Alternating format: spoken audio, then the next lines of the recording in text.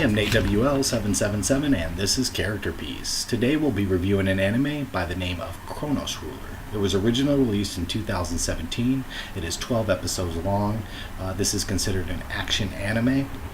This anime focuses around Chronos Rulers. They fight together to destroy time-consuming demons that appear when people have regret, when they want to turn back time.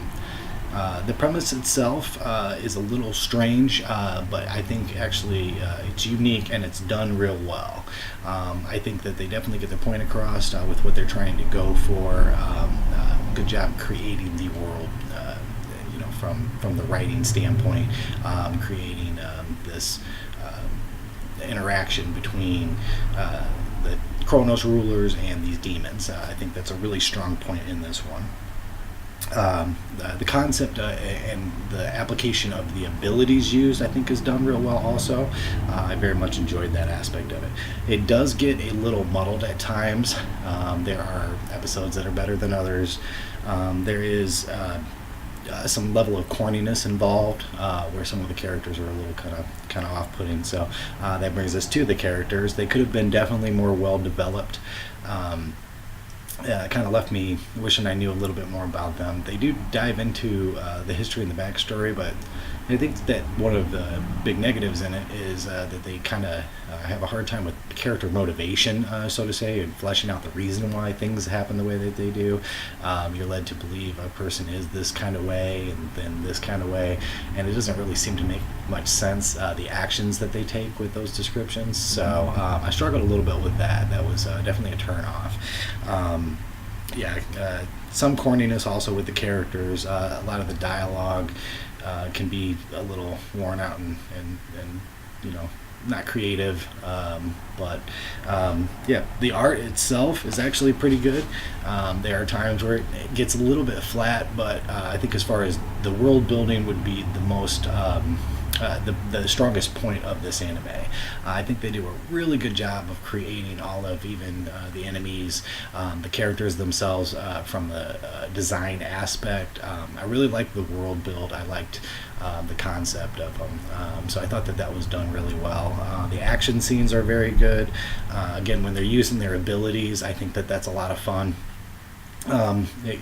I think this definitely falls into the category of one that has a little bit of too much exposition at times, with the fighting scenes and all that. I think a little bit too much. There are some characters that get down to it and fight, and then I think there were parts of this anime that there were things that happened in them that I probably didn't think worked in a lot of animes that seemed to kind of work a little bit with the storyline, and not fully, but they did a good job with what they were working for, what they were working with to get across. So some of that over the top kind of character development and cheesiness definitely played a little bit into the story, and it didn't take away from it, and I appreciated that in one character in particular.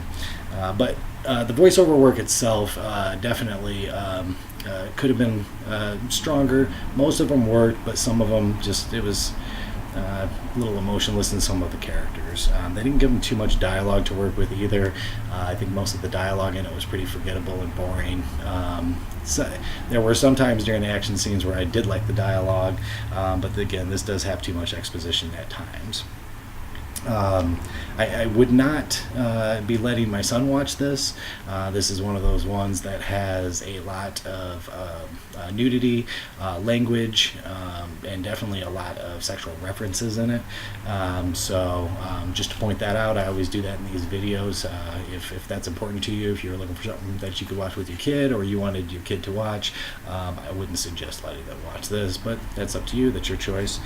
My favorite character in this is going to be Kiri Putin. He is probably the most serious of them. He's a very good fighter.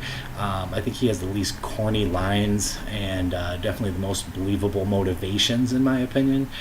So I think that he was probably the most well fleshed out. I actually really liked. I found myself liking a lot of the side characters and even the enemies better than a lot of the good guys. but ultimately I think Curie was definitely my favorite character in that one. Yeah, but the strengths again in this one are just that I think that they do a really good job with the world build. The story is fairly strong. Again, there's some holes in it, but yeah, it's worth watching. There's no doubt about that. And yeah, I think besides the art, really the action scenes and a lot of the development of how that works. I did like the characters decently. Like I said, I wish it had been fleshed out a little bit more, but they weren't terrible. Let's just put it that way. So I'm actually going to give this one an 8.3. Could have been a little bit higher if it would have worked on a couple of different things that I think kind of took me out of it. But overall, it was definitely worth a watch. I would recommend it to someone if they were looking for an anime to watch. It's worth watching all the way through. I didn't struggle to get through it, so. I did leave a link below, or I'll be leaving a link below, like I always do. And if you got something out of this anime review, please please subscribe. I'm hoping to pick up the subscriptions here. I'll keep pumping these out. So if you like anime and you're looking for new ones to find, but you don't want to take the time to kind of go dig through all of the vast expanses of anime out there, I'm hoping to make this a little easier on you. So if you like the video, subscribe, and there'll be definitely more to come. Thank you very much.